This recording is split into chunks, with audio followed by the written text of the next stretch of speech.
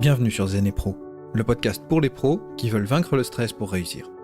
Je suis Pierre Peigné, coach professionnel en gestion du stress, et chaque semaine, on aborde ensemble un sujet pour vous aider à rester zen et améliorer votre efficience, pour optimiser vos performances. Retrouvez tous les épisodes et les ressources auxquelles je fais référence sur le site zenetpro.fr. Abonnez-vous au podcast sur iTunes, Apple Podcast ou toute autre plateforme de votre choix pour découvrir un nouvel épisode chaque semaine. Pour soutenir le podcast Zen et Pro, rien de plus simple. Il vous suffit de prendre 59 secondes pour laisser un avis 5 étoiles sur iTunes ou votre plateforme préférée. Vous aiderez ainsi d'autres pros à devenir zen pour réussir. Et bien sûr, n'hésitez pas à parler du podcast autour de vous, à vos proches et vos collègues si vous les sentez stressés. Salut la compagnie, et bienvenue dans l'épisode 32 de Zen et Pro. Aujourd'hui, je reçois Caroline Alessi. Caroline est spécialiste du sommeil, et ensemble, on va voir comment rompre le cercle vicieux entre le stress et les troubles du sommeil. Je vous laisse donc écouter ma conversation avec Caroline Alessi. Bonjour Caroline. Bonjour Pierre. Bienvenue sur Zen et Pro. Merci, je suis ravie d'être avec toi aujourd'hui. C'est un grand plaisir de t'accueillir parce que toi, tu vas nous parler du sommeil. C'est ta spécialité à l'origine. Tu fais beaucoup d'autres choses aujourd'hui, mais c'est vraiment ton cœur d'expertise et qui vient malheureusement d'une expérience douloureuse. Est-ce que tu peux nous parler justement de ce parcours et ce qui t'a amené à être spécialiste du sommeil aujourd'hui ? Alors avec grand plaisir. Donc effectivement, je suis quelqu'un qui a eu très longtemps des difficultés à dormir.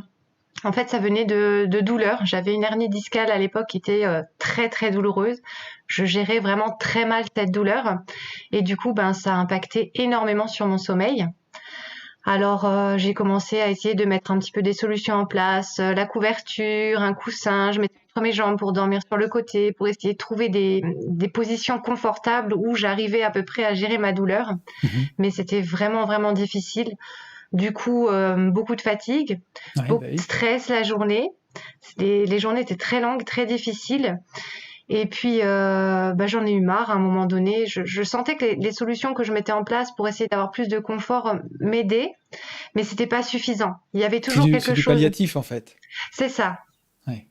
C'est ça. Du coup, ça convenait pas. Il y avait toujours un petit détail où c'était trop dur, où c'était trop mou, ou alors ça tenait pas. Je me réveillais plusieurs fois dans la nuit. J'arrivais pas à avoir un sommeil sans coupure en fait, parce que c'est tout à fait normal d'avoir des micro-réveils dans la nuit. Ça, on en a tous, c'est par rapport au cycle et aux phases de sommeil. Mais là, ça devenait vraiment pénible.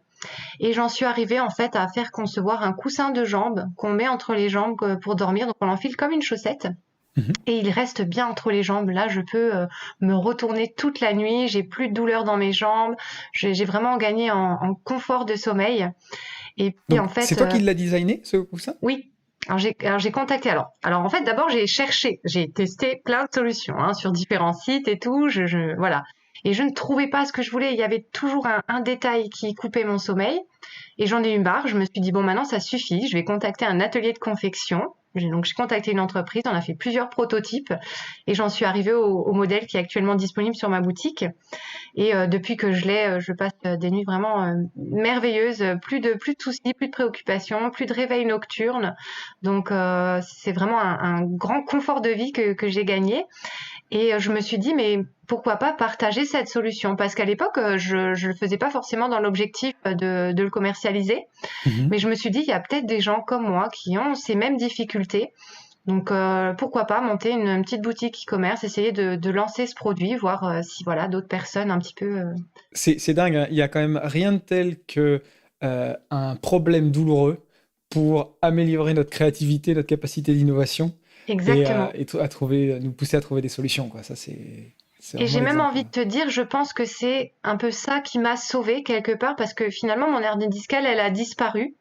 Alors, je pense pas que ce soit vraiment que grâce au coussin uniquement. C'est vraiment une accumulation de choses, parce que en parallèle, j'ai aussi fait énormément de recherches sur l'alimentation, sur le bien-être, etc. Je me suis formée à beaucoup de choses, déjà à titre personnel, mais pour mon bien-être. Et du coup, le fait de mettre tout ça en place, une petite action, après une autre action, et ainsi de suite. Et puis développer un projet, être concentré sur quelque chose d'ambitieux. En fait, tout ça cumulé, ça a fait qu'en fait, j'ai pu évoluer beaucoup et vraiment améliorer mon hygiène de vie. Et puis maintenant, je partage tous ces conseils aussi sur mon blog Positive Alors, parce que là aussi, j'ai envie de partager, de transmettre un peu tout ça, quoi, toutes ces découvertes, tous ces passages à l'action que j'ai mis en place. Et je trouve ça super intéressant justement que tu précises justement l'influence en fait de la recherche de solutions à ce problème-là, qui t'a permis justement de modifier ton état d'esprit et t'attirer vers le haut jusqu'à contribuer à résoudre ton problème physique.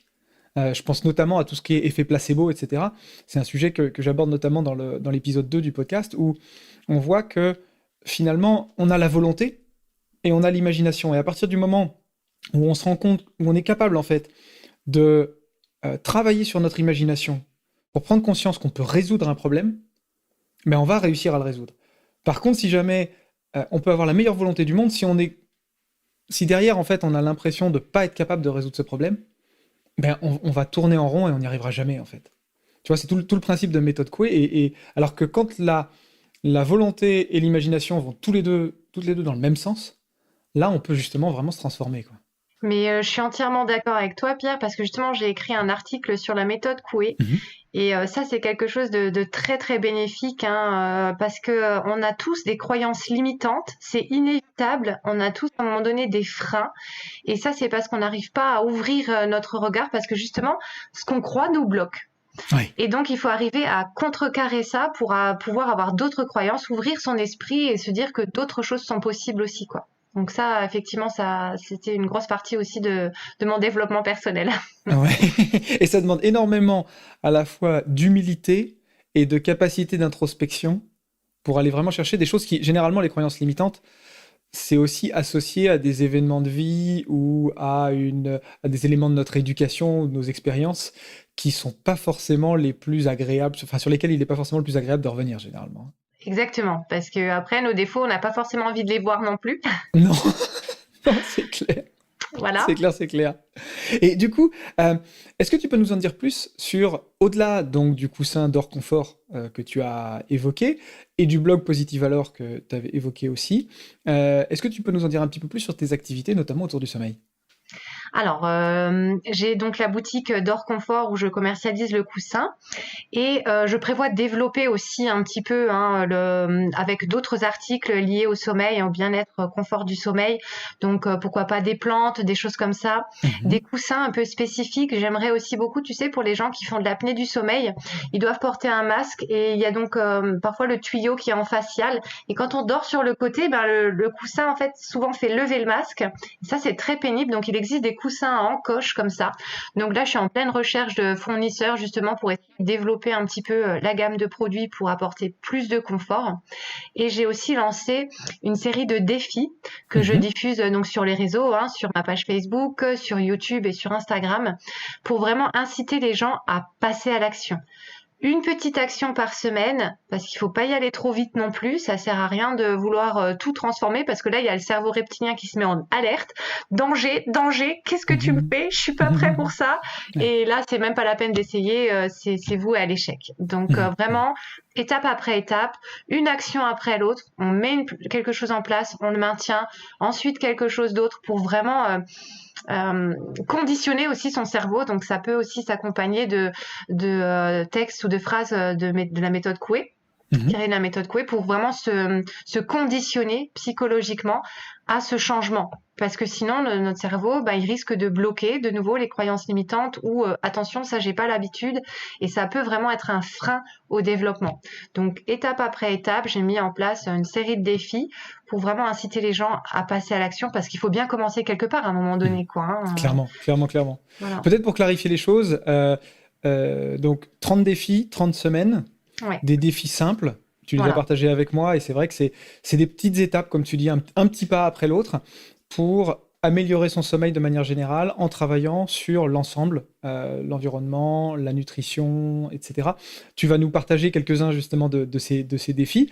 Au moment de la diffusion de cet épisode, ce sera commencé, mais c'est pas Mm. grave. Les personnes peuvent te retrouver justement sur, donc tu as dit Facebook, Insta Et YouTube et aussi. YouTube. D'accord. Et je vais mettre en place une newsletter aussi pour que une personne qui arrive puisse prendre les défis dès le début. Mhm. Peu importe au moment où elle va commencer. Après, j'ai envie de dire, même si elle les prend dans le désordre, c'est pas bien dramatique. Si la personne a envie de commencer plutôt par l'alimentation et ensuite l'environnement, ça, c'est pas dramatique. Vraiment, ce qui compte, c'est de passer à l'action. Et je donne des défis très simples, très courts. Et je complète avec les jeudis infos en fait qui là vont apporter plus d'informations parce que j'ai vraiment envie que les gens rentrent dans cette démarche de développement personnel aussi. Il faut pas juste croire ce que je raconte parce que je raconte un. Il faut se documenter, il faut chercher, il faut recouper les informations, les valider, tester parce que quelque chose qui est adapté à une personne ne l'est pas forcément pour une autre. Donc il faut aussi tenir compte de soi, de son état d'esprit, de son mental. Donc vraiment l'essentiel c'est de passer à l'action et d'apprendre d'acquérir cette capacité de recherche en fait Mhm. et Mhm. Et de d'information. mise en Ça c'est pratique, ouais. vraiment important pour moi aussi. Clairement, Voilà. clairement, clairement. Avant qu'on voit quelques-uns, justement, quelques exemples de ces défis-là, j'aurais bien aimé aborder avec toi, justement, le sujet de, finalement, du cercle vicieux, du serpent qui se mord la queue, entre les problèmes de sommeil et les problèmes de stress. Parce que, en fait, c'est deux soucis qui s'alimentent mutuellement. Et moi, je sais que par le passé, justement, à un moment de ma vie, je me suis retrouvé à deux doigts du burn-out et mon sommeil était vraiment défoncé. Je me réveillais en pleine nuit.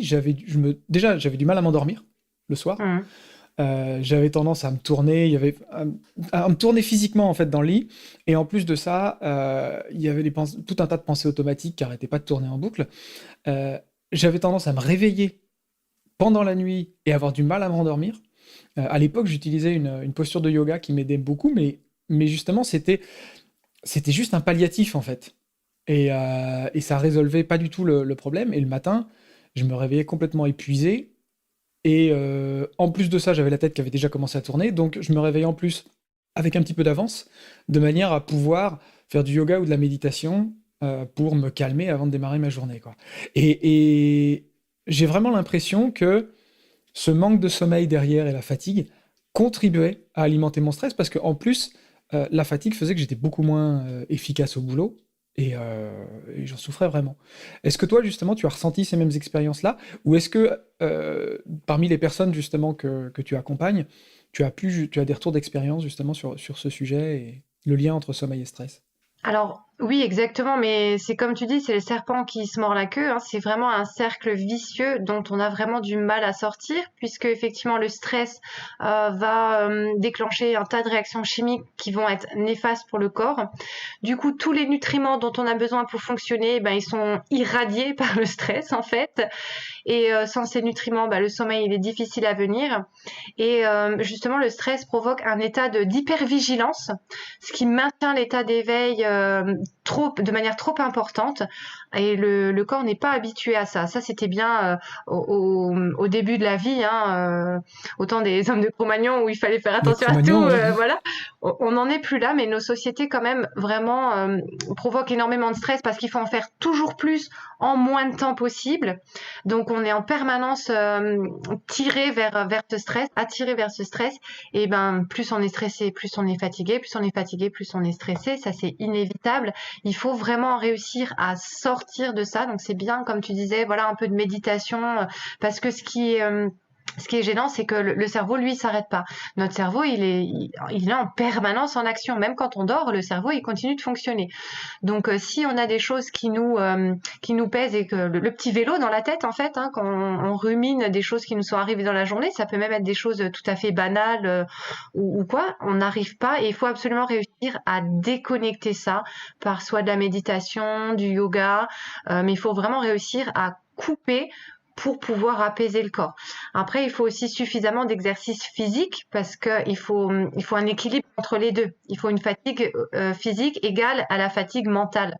Et souvent, quand on est stressé, quand on est entrepreneur ou même salarié, on a énormément de facteurs stress et on a du mal à compenser physiquement aussi. Donc, Justement, tu as abordé deux sujets qui me paraissent super intéressants. C'est la question des réactions chimiques et hormonales, finalement, et la question de l'exercice physique. Sur le volet de tout ce qui est chimique hormonale, du coup, le stress va nous faire générer du cortisol et ou de l'adrénaline, pardon. Et ces hormones-là, en effet, vont avoir tendance à nous maintenir éveillés, justement à maintenir notre corps et notre esprit en état d'alerte, parce Voilà.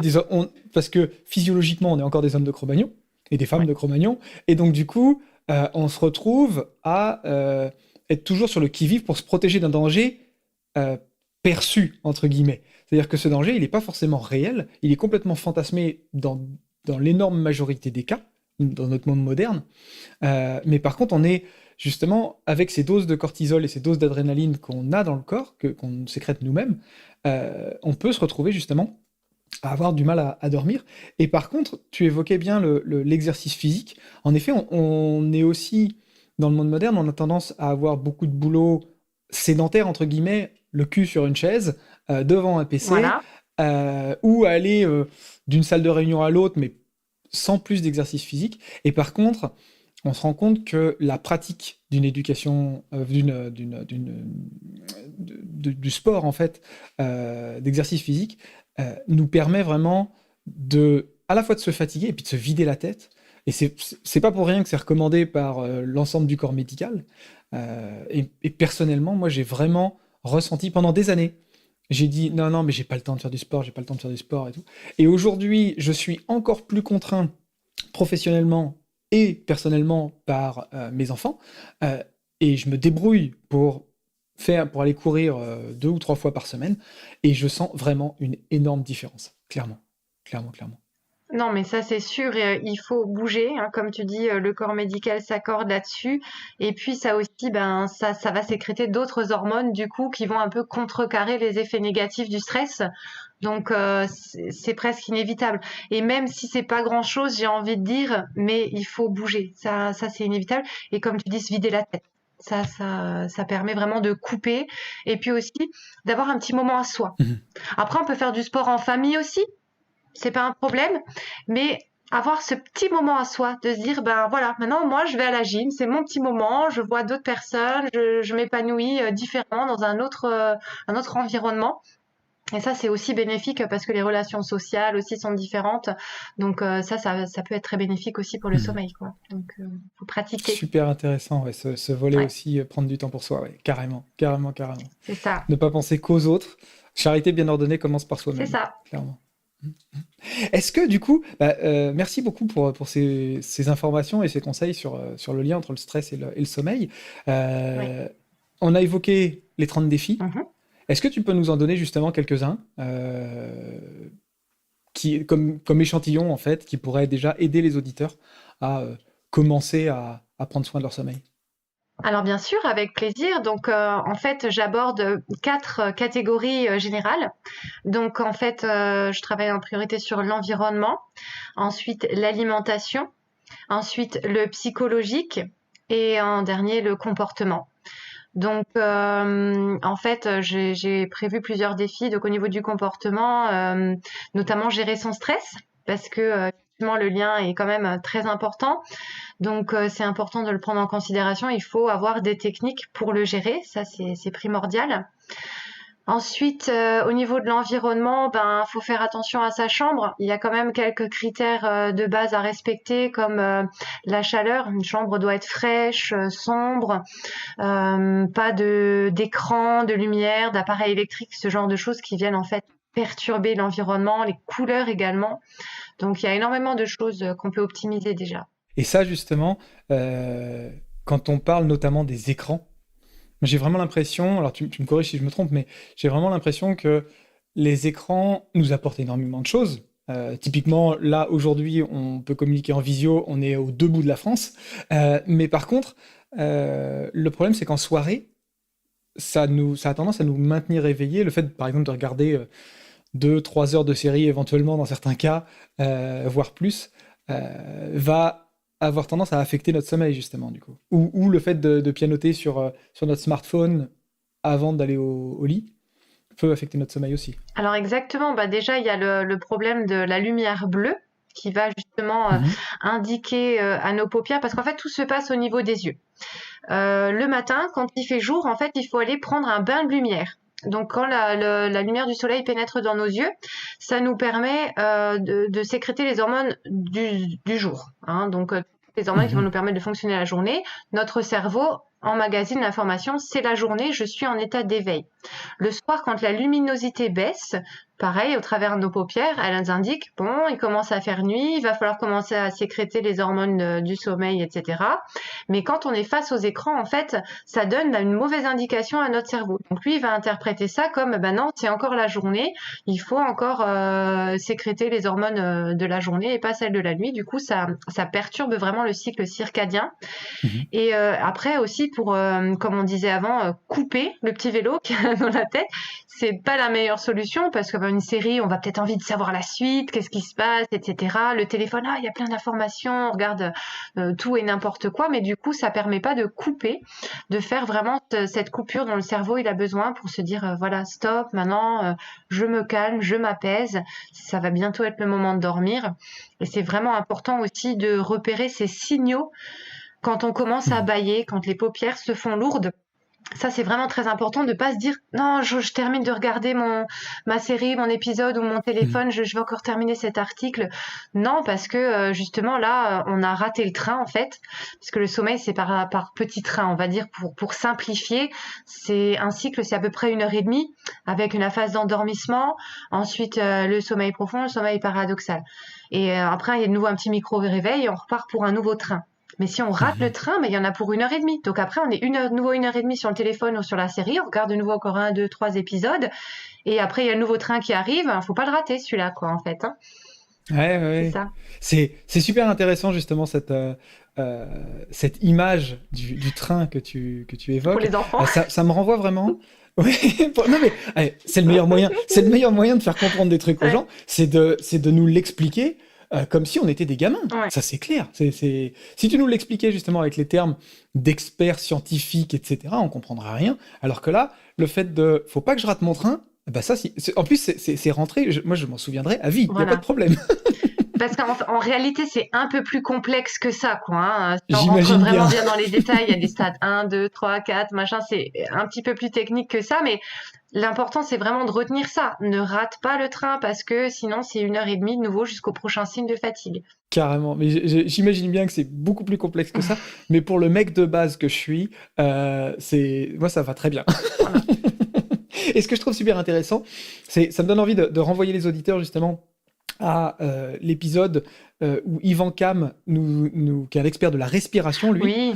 nous expliquait justement comment utiliser la respiration pour se préparer au sommeil et pour mieux dormir. Et du coup, il y a deux éléments que tu as bien mis en lumière, que lui avait évoqué aussi. Donc c'est cette notion de train, de cycle, bien identifier les cycles, et j'ai envie de dire, on en revient à des bases dans la gestion du stress et dans notre vie en général, c'est savoir s'écouter et savoir écouter son corps. Exactement. Quand le corps nous dit je suis fatigué, bah, il y a une raison.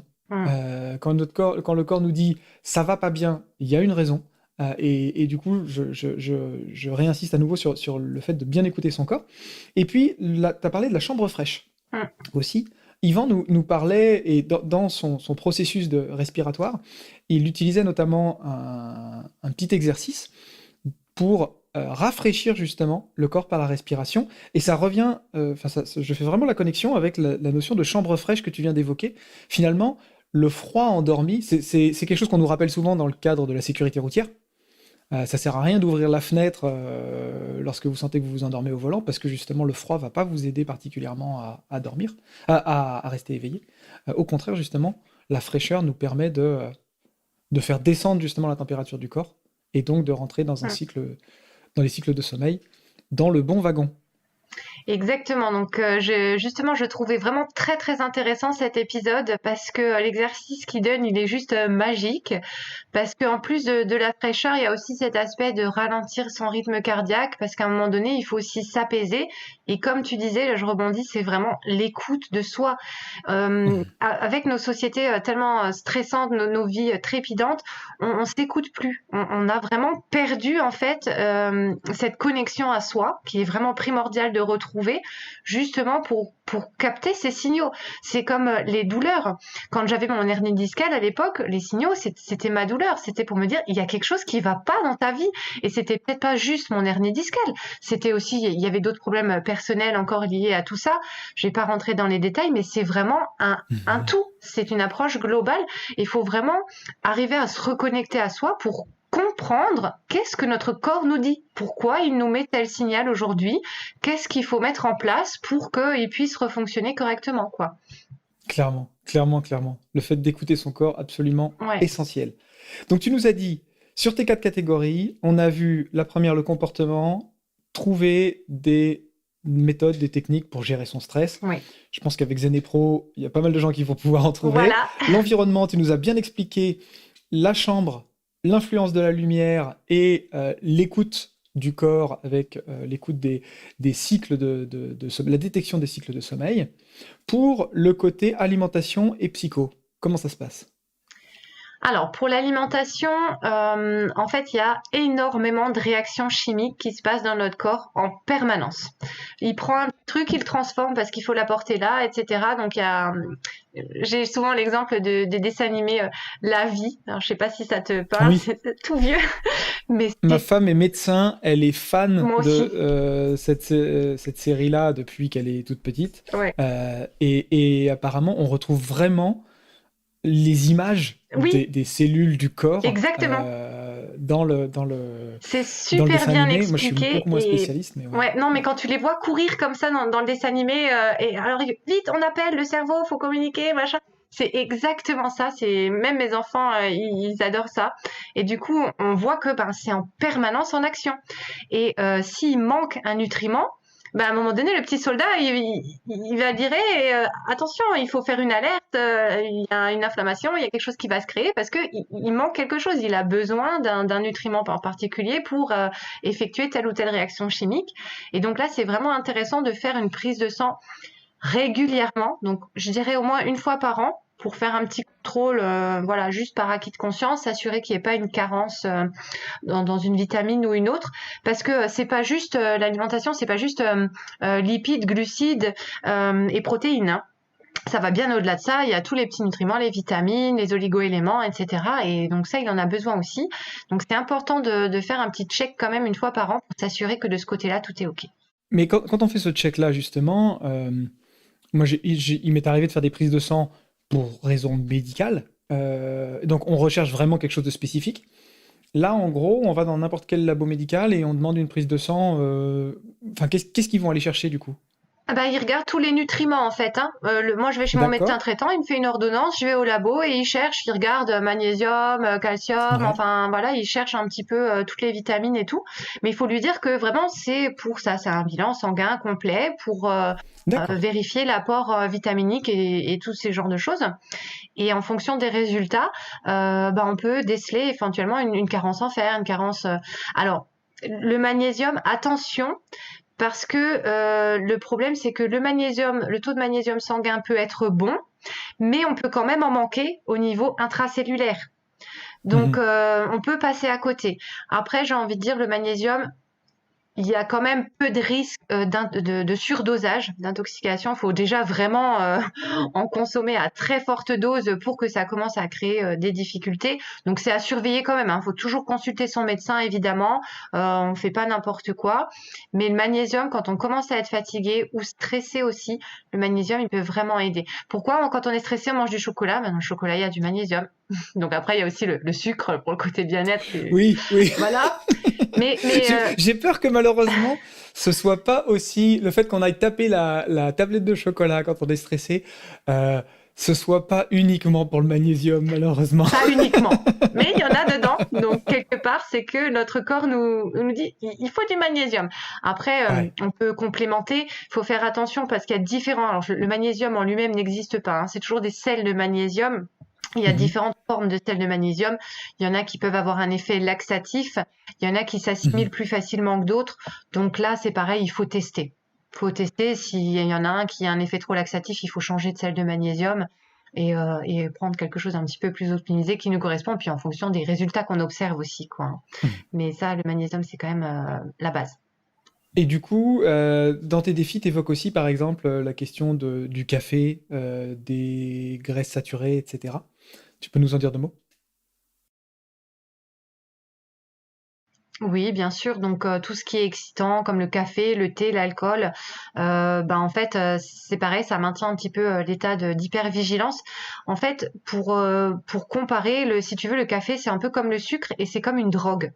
C'est-à-dire que quand tu vas avoir la prise, tu vas avoir une montée en vigilance, tu vas être beaucoup plus actif, beaucoup plus dégourdi, beaucoup plus réfléchi, alors, sauf l'alcool qui a un peu un effet Oui, inverse.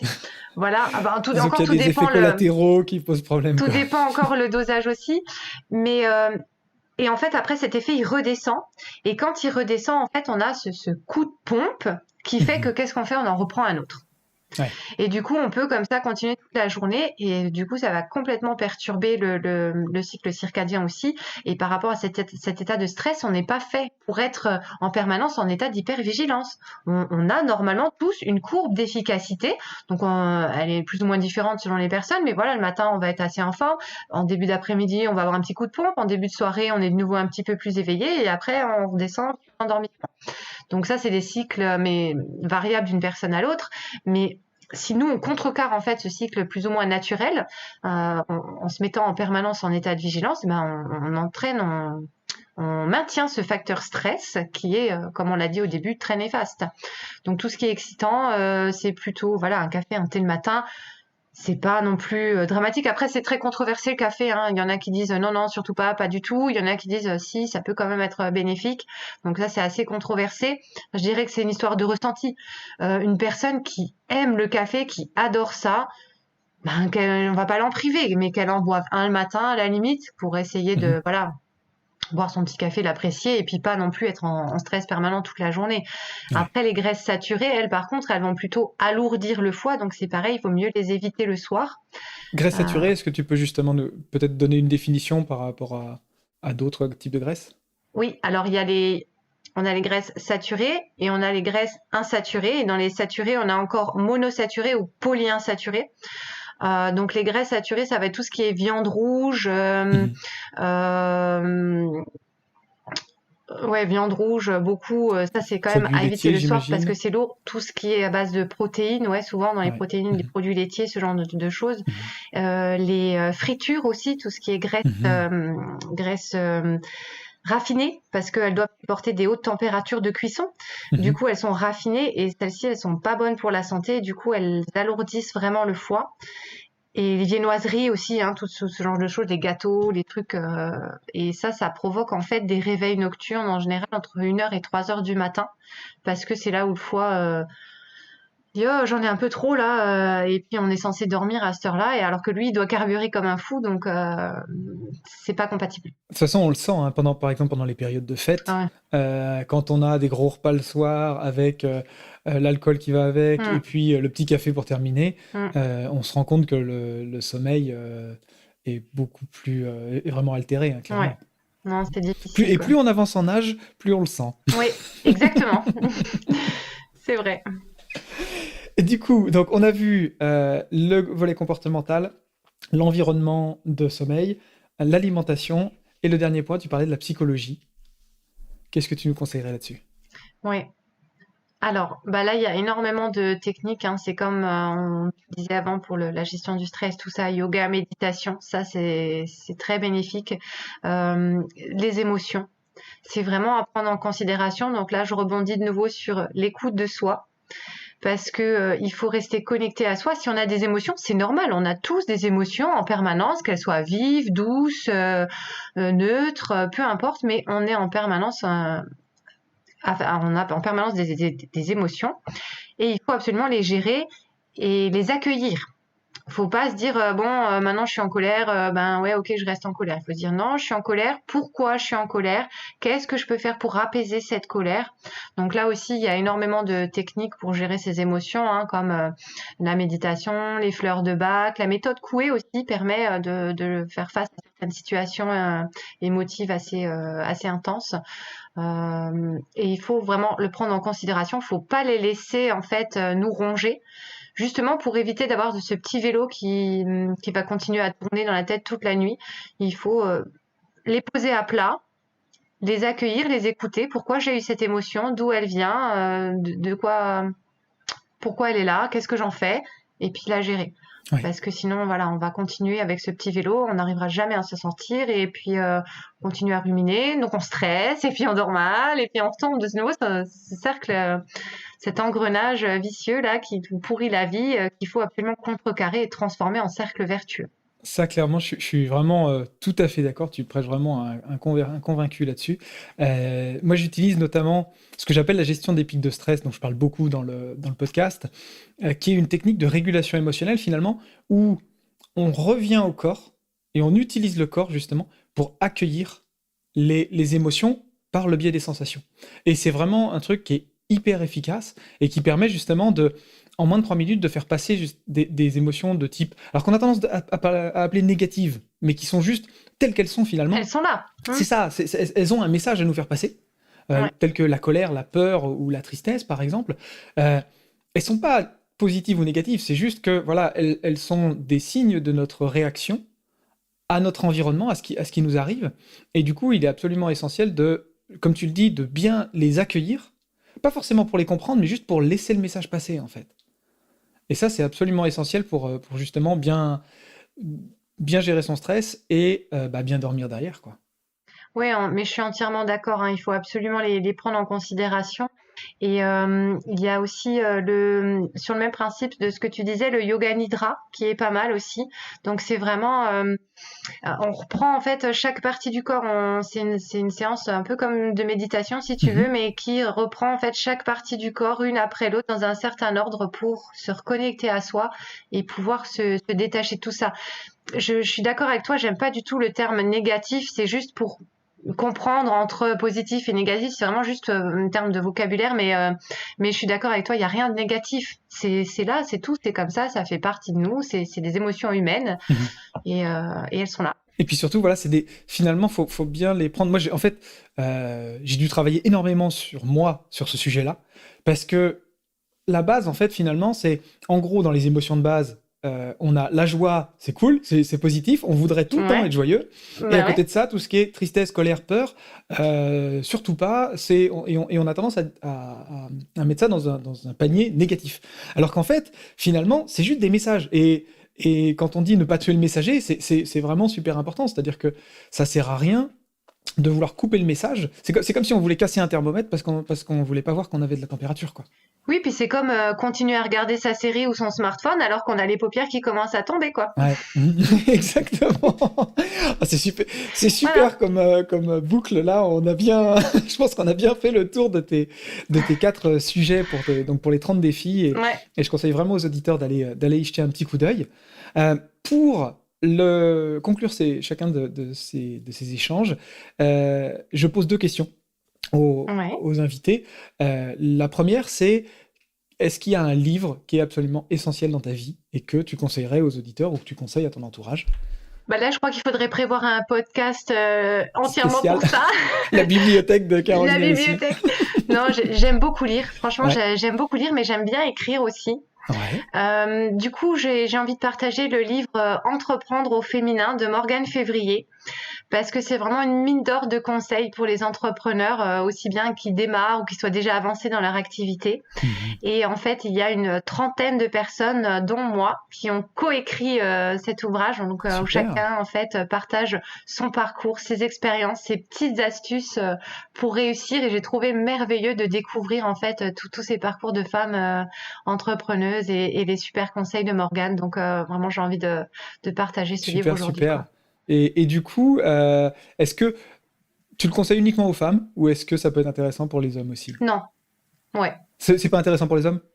Si. Les hommes peuvent tout à fait. Non, il y a pas de sexisme. C'est entreprendre au féminin parce que on est entre femmes. Mais il y a des hommes qui participent au projet et ils sont les bienvenus. Ça concerne vraiment tout le monde, quoi. Hein. C'est pas non. Pas de sexisme entre nous. Je connaissais justement le travail de Morgane Février. sur le Ouais. volet entreprendre au féminin. Je ne savais pas qu'elle l'avait traduit en livre et je ne savais pas que tu avais toi-même contribué à cette rédaction. Donc, Ouais. félicitations. Puis ça me donne envie Merci. d'aller chercher le bouquin et de le Ouais. découvrir. Ben, il est disponible sur Amazon, soit en Kindle, soit en papier. Il n'y a pas de souci, on peut se le procurer. Et, euh, et ça m'a donné envie d'aller plus loin parce que ça fait déjà longtemps que j'écris à titre personnel. Hein, de temps en temps, Ouais. voilà, j'ai besoin de. Ça me fait du bien aussi de poser ça par écrit. Depuis toujours, déjà à mon adolescence, hein, j'écrivais beaucoup de nouvelles, de trucs comme ça. Mhm. Et vraiment participer à ce projet, ça m'a donné envie d'aller plus loin aussi. Parce que comme dit, la lecture, l'écriture, ça a toujours fait partie de ma vie. Mhm. Ça le sera toujours. Et donc, voilà, c'est aussi, tu vois, le fait de participer à un projet commun ou quelque chose Mhm. comme ça, bah, ça donne parfois des envies de développer aussi encore d'autres trucs à côté. Alors, c'est pas pour tout de suite, hein. Il n'y a pas de, voilà, je me suis pas fixé d'objectif ou, À un mais, moment, je me suis dit que tu allais nous annoncer que tu étais en train d'écrire un bouquin, justement. non, Non. pas encore. Non, mais ça fait. Mais un jour, Ouais, carrément, je pense carrément. qu'un jour j'écrirai un bouquin. Ouais, Ouais, ça c'est super. sûr. J'ai deux, trois, j'ai plusieurs trucs sous le coude, mais bon, Mhm. je manque énormément de temps en ce moment, Ouais. aussi bien personnel que professionnel. Mais voilà, ça a toujours fait partie de ma vie et un jour, ça le fera encore plus. Super, bah ça me donne envie justement de rebondir pour les auditeurs sur le pouvoir de l'écriture. Moi, en fait, c'était Clotilde Dussoulier, que tu connais peut-être du podcast Change ma vie, qui était Ouais. venue nous donner parmi ses conseils ce qu'elle appelle le flot de pensée, ce que certains appellent le 5-minute journal. En fait, le fait d'écrire ses pensées, nos pensées comme elles nous viennent, Mhm. pendant 5 minutes le matin ou le soir avant de se coucher.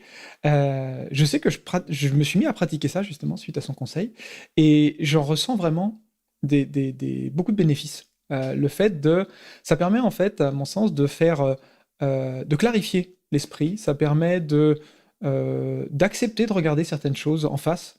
Le fait de les écrire comme ça sans réfléchir, d'accepter de les regarder en face sans justement faire intervenir trop le mental.